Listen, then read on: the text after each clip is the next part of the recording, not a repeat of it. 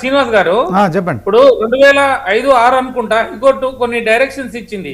అప్పుడు కూడా ఈ దీనికి సంబంధించిన నిషేధిత భూములకు సంబంధించినటువంటి సబ్జెక్ట్ నడిచినప్పుడు రాజశేఖర రెడ్డి గారి పీరియడ్ లో అనుకుంటా ఈ ప్రభుత్వము దీని మీద స్పష్టంగా లేకపోవడము, ఇదే అన్ని ఈ రకంగా ఇబ్బందులు వస్తున్నాయని చెప్పేసి కొంతమంది రెడ్ పిటిషన్లు హైకోర్టులో వేయడం జరిగింది. హైకోర్టు కొన్ని గైడ్ లైన్స్ తనే ఫ్రేమ్ చేసింది. ఫ్రేమ్ చేసి గవర్నమెంట్ కి సూచించింది అనమాట.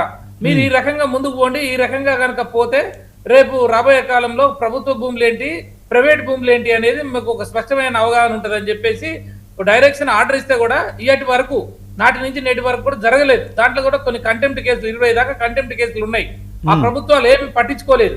కాబట్టి ఇప్పటికైనా ఏమంటున్నాం అంటే సరే గతం గత, ఇప్పుడు మానవతరాయ్ గారు మమ్మల్ని అనటమో, మళ్ళీ ఆచార్య గారు మేము వాళ్ళని అనటమో ఇట్లాంటివి కాకుండా పెద్దలు రామ్మోహన్ రావు గారు చెప్పినట్టు ఇప్పటికైనా మీరు డిజిటల్ సర్వే చేసి వాస్తవానికి ప్రైవేట్ ఏంటి, గవర్నమెంట్ ఏంటి, కాన్సీకులు ఏంటి, ఎక్స్ సర్వీస్ మెన్ ఏంటి, లేకపోతే వక్ఫ్ ఏంటి, లేకపోతే దేవాదాయ భూములు ఏంటి, అసైన్ ఏంటి, ఇవన్నీ కూడా తీయండి, లెక్క తీసి ఇప్పుడు మరి క్లారిటీగా చేస్తే పంచాయతీ ఉండదు కదా. నేను ఏమంటున్నానంటే పేదవాళ్ళు, మధ్యతరగతి వాళ్ళు మీరు అన్ని పర్మిషన్లు ఇచ్చిన తర్వాత, అన్ని చూసుకున్న తర్వాత, బ్యాంకు వాళ్ళు లోన్లు ఇచ్చిన తర్వాత ఇల్లు కట్టుకొని భార్య పిల్లలతోటి సంసారం ఉండి ఇప్పుడు పిల్లలు పెద్ద పెళ్లిళ్ళు చేసే వయసు వచ్చిందండి.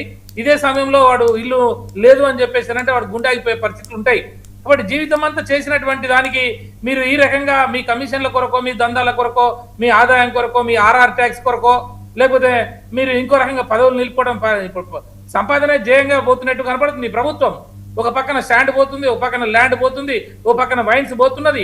ఎక్కడ చూసినా కూడా డబ్బు సంపాదన జయంగా కనపడుతున్నది. కానీ ఏ రకంగా కూడా ప్రజల పాలన అని చెప్పి మాట్లాడటానికి వీల్లేదు. ఇది ప్రజల యొక్క రాబందుల పాలనగా, ప్రజల యొక్క పీడిత పాలనలాగా కనపడుతున్నది. కానీ అన్యాయంగా అక్రమంగా ఈ పేద ప్రజల నోరు కొట్టద్దు అన్న చెప్పినట్టు ఆ ఎస్ఐండ్ భూములు మా ఏదైతే ఉన్నాయో పేద ప్రజలకు ఇచ్చిన చేతి పనులు వాళ్ళకి, కమ్మరోళ్ళకి, కుమ్మరోళ్ళకి, సాకరోళ్ళకి ఊర్లలో ఇస్తారండి. అవి ఆ భూముల్ని ఇప్పుడు వాళ్ళు అదే పని చేసుకుంటారు. దాన్ని మళ్ళీ ఒకరి నుంచి ఒకరికి ట్రాన్స్ఫర్ కావు, కేవలం వ్యవసాయం చేసుకునే బతుకుతారు.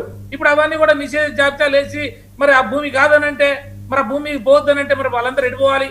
మరి ఇప్పుడు అపార్ట్మెంట్లలో ఉన్న ఎడిపోవాలి, ఇల్లు కట్టుకున్న వాళ్ళు ఎడిపోవాలి, ప్లాట్లు ఉన్నాయని చెప్పుకున్న వాళ్ళు ఎడిపోవాలి. అంటే ఇది ఇన్కమ్ జనరేట్ చేయడం కొరకు, కేంద్ర పెద్దల్ని మెప్పించడం కొరకు ఏ అవకాశం లేక ఇప్పుడు సంక్షేమ పథకాలు రైతు బంధు ఆపినారు. తర్వాత పోతే దాన్ని కళ్యాణ లక్ష్మిని ఇబ్బంది పెడుతున్నారు.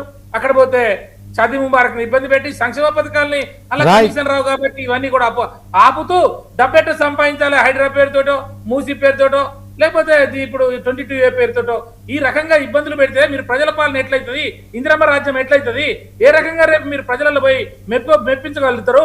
కాబట్టి నేనేమంటున్నా, దళితులుగా ఎక్కువ నష్టపోతున్నారు 22Aలో, బీసీలు, ఎస్సీ, ఎస్టీలు, తర్వాత ఈ రకంగా మీరు పేద ప్రజల్ని వంచన చేసి ఈ దగా పాలన, కుట్ర పాలన, దోపిడి పాలన, ప్రజల్ని వంచే కాదు అని చెప్పేసి స్పష్టంగా తెలియజేస్తా ఉన్నాం.